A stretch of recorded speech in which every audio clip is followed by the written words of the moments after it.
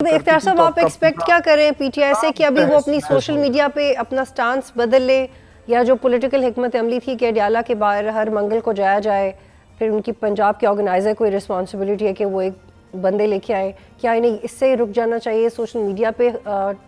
کام ہو جانا چاہیے؟ ایگزیکٹلی کیا ایکسپیکٹ کر رہی ہے گورنمنٹ پی ٹی آئی سے؟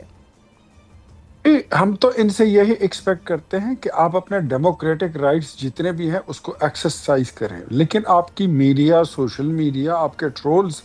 اگر پاکستان کی ریاست پر حملہ آور ہوتے ہیں، وہ پاکستان کی اکانومی پر حملہ آور ہوتے ہیں، ہمارے بیرونی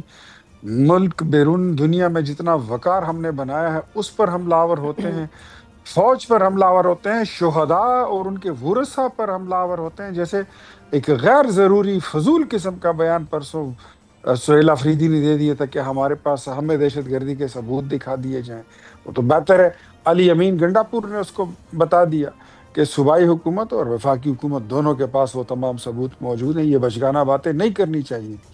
تو جس طرح یہ کہتے ہیں کہ ہمارا مسئلہ جو ہے وہ عشق پاکستان نہیں، وہ عشق عمران ہے، ایسی قسم کی باتوں سے یہ گریز کریں تو ان کے بہت سارے مسائل حل ہو سکتے ہیں۔ لیکن اگر